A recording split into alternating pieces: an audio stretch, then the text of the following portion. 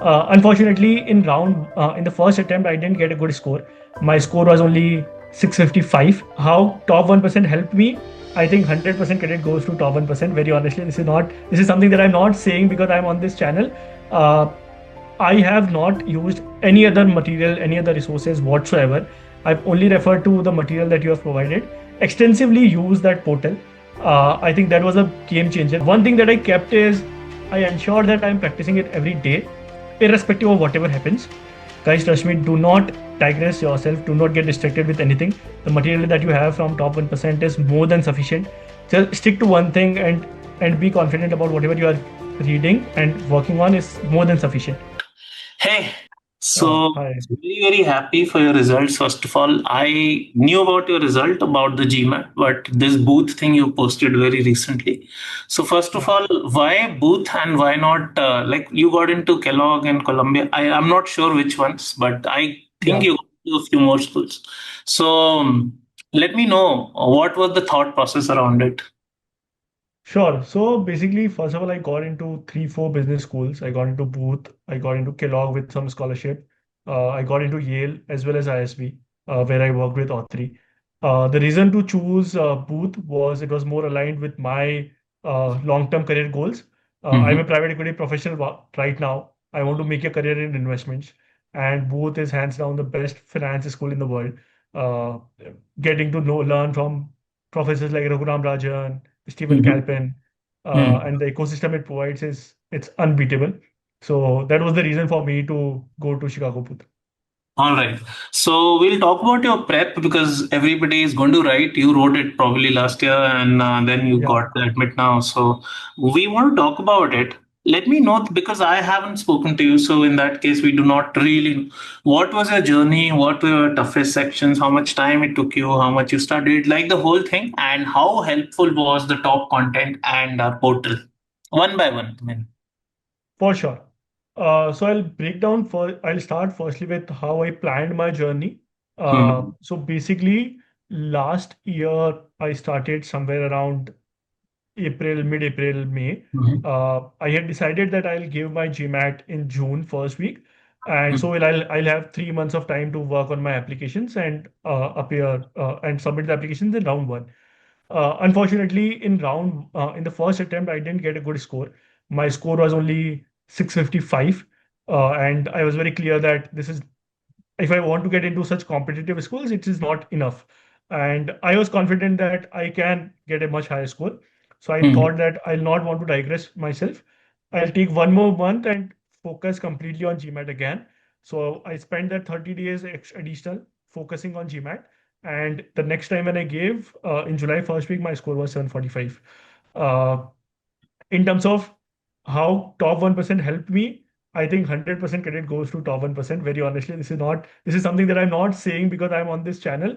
Uh, I have not used any other material, any other resources whatsoever. I've only referred to the material that you have provided. Extensively used that portal.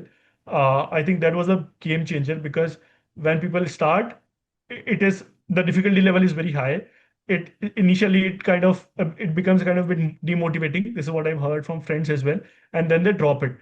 But the real success is in going through it and keep practicing on the portal. Uh, this made my journey very, very easy. It helped me it helped me get used to the exam environment very easily. And then when I gone to the exam, it was very awesome. And just to share a few facts, uh, because I practiced at a higher level, both the quants and the DI section in the real exam, I closed that with 7-8 minutes spare to recheck and double click. Really? Okay. Yeah. Generally doesn't happen in DI. We have heard a lot in quant, but you were able to do. Okay. So what was your weakest section? Please tell me. Yeah, my weekend section was verbal. Hmm. Uh, I was confident about quants, but not at the exam level.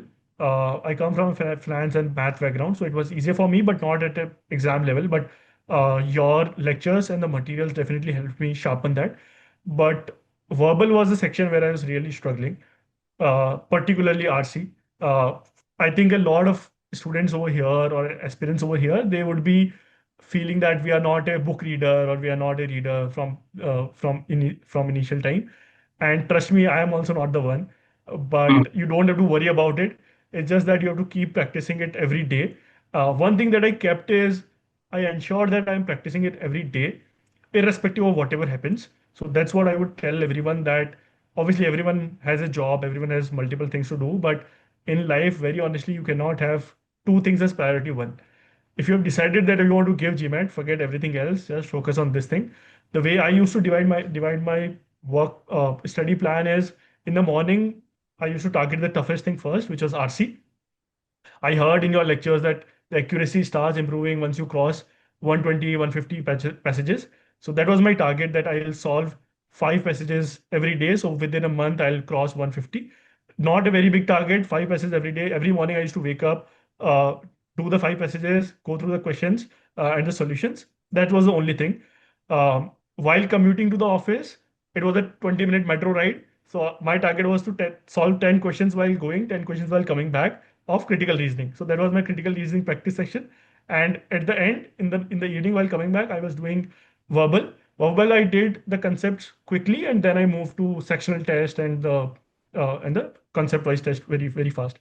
But this was my whole journey, and definitely just sticking to the material, being focused on that. And it sounds easy, but practicing it every single day matters. How about Octave and some ways to think in CR, conditional reasoning, and some other things, A&T, assumption, negation, cause, effect? Did this help you in any way? 100%. All the strategies. I don't imagine myself getting this kind of score without those strategies. Uh, I think it is very skewed to people who are Americans. They have been reading these kind of passages, and they have a lot of context about this history. Obviously, the know the world session definitely helps you gain that context. That are phenomenal. Apart from that, you cannot gather so much information in 2 3 months. So what this strategy does is it gives you a framework to approach any question at any difficulty level. So that was phenomenal. And when it comes to CR, it's a mixed bag. There are different kind of questions that comes in, and in the time pressure, that becomes very important that you recognize what kind of question it is and what strategy to apply. Since I have done that and I had the strategy that was given by you for each and every different type of question, I was not surprised at any question. Whenever it Okay. came, I know, okay, I need to approach it this way. I need to apply negation in this approach. I need to assumption testing. I need to negate this way. For weakening, I need to do it this way. So that made it very, very easy for me. And I think I survived verbal because of critical reasoning. That's great to know. So, Raghav, quant we'll not talk about as much as you said you were strong at it. How did you really master DI so well? Because that's one section people usually struggle with a lot. So, just wanted to know that thing. I think for DI, honestly, the practice sessions or the portal was very, very helpful. Mm. Even the test that was given in there, and there are a lot of tests to practice. Uh, Even if you cover like 80 90%, it is great, uh, because it covers all the kind of questions that you might get in the exam. So there was Mhm. nothing new that I got in terms of pattern recognition, in terms of reading the charts, tabulation, everything. Everything was something that I had already done and got tested myself in on the top 1% portal. So, no surprise even for DI for you on the exam day. Yeah.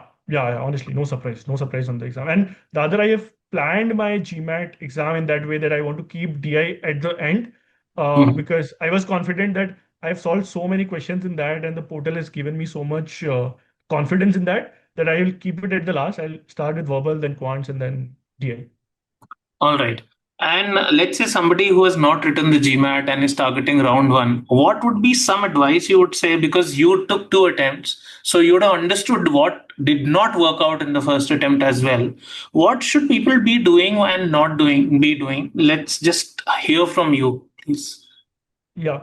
I think in terms of what people should not be doing, the biggest part is, see, there is a lot of noise around everyone who is doing GMAT. There are a lot of groups, and everyone will keep sharing materials and everything. Guys, trust me, do not digress yourself. Do not get distracted with anything. The material that you have from top 1% is more than sufficient. Just stick to one thing, and be confident about whatever you are reading and working on is more than sufficient. Just do that. And so that is one advice. And second is, I would say, experience the exam beforehand, even the minutest details. Like I am someone personally, I'll share one anecdote. I am someone who get distracted with even a smallest noise. Like I am a person who always studied in a closer room, in a closed room, and worked, and even for working. When I went to the center for the first time, the timing for every candidate is a bit different. So when I was sitting, it's a very small point, but when I was sitting, people were walking around, entering and exiting. So it was distracting me, and it removed my focus on the RC section. So that's why I struggled. But next time I kept that in mind and I practiced for that 1 month with soundproof headphones on, which the campus also provide you with the center also provides you. And then I ensured that I get the corner seat and I just sat very closed in and then I worked on that. So these are the smallest detail, but ensure that you are, keeping it consistent to experience it 10 times before your real experience. These are the two things to do. And the last thing that you need to do is practice all the sections or the subjects every single day. This is the biggest That important is thing. consistency, basically, right? Yeah. Yeah. Consistent practice. I'm surprised that you were doing critical reasoning in in a metro, because that means you really focused on being focused for the, or Yeah. probably wearing those headphones. You probably wouldn't have needed after the metro experience, but that's crazy to know. And when you applied, I mean, Autry can also add to it, but still, what were the biggest, apprehensions about application? What got sorted? Well, whosoever you consulted with, I know Autry you consulted for a few schools, but just want to know, because application will also be looming large on people very soon. When did you start? And what were some of the things that you were surprised by in the journey? Because sometimes people are surprised that, oh, even a resume can be transformed to this extent. Okay, even one essay question can be written so differently. So, what were your thoughts about it? Just let's know. So in terms of application, firstly, I started around mid-July. So I had only 1.5 months before the first deadlines came up, which was Mm-hmm. for Columbia, Wharton, and Harvard. First, I think 3rd of September was the date. So in 1.5 month, I need to get the CV sorted, think about my whole journey, prepare the applications, essays, get the LORs. Everything was needed to be done. That momentum definitely helped me, which I carried from my GMAT journey, Mm-hmm. and I was consistently into it. So 1.5 month was sufficient for me. Rather, I was done with my application within a month, along with doing the research and connecting with so many people on LinkedIn and Mm-hmm. understanding about the school. What worked out well was firstly the GMAT score definitely helped, not in terms of quantitative, but qualitative as well, because it gives you a lot of confidence in yourself that your profile is up in the top, and that confidence reflects in the essays that you are writing. Right. That I can think bigger than world, I can think bigger than life, and my goals are something that is not just that are not centric to me, but a larger industry, a larger geography, Mm-hmm. a larger country. So that's something that I was confidently able to write as well as speak in the interviews. So that was the one. And second was it gave me a lot of focus when you do so many iterations to and fro of what your journey has been and what you want to do in the future. It gives you a lot of focus in terms of what you also want to do in the future. Multiple iterations that has happened. And the third thing which you mentioned about CV, I think the applications are not something that you would want to pick up by yourself. Obviously, it looks very straightforward, but there are a lot of nuances and a lot of smaller points which makes a lot of delta in terms of where you are going. I'll tell you very small incident. We three friends applied this year. All three CAs are there. I got selected, another person got waitlisted, and third person got rejected. And the reason are very, very small in terms of our essays and applications. So, it It really, is really it is that matters. competitive. It is that competitive. And the CV, when I think even when I started with all 3, the CV which I had for my job, I given it to him. And the last CV when I compared when I which I submitted for the application, if I put it on the scale of 1 to 10, the first one was at 2 and the other one was at 8.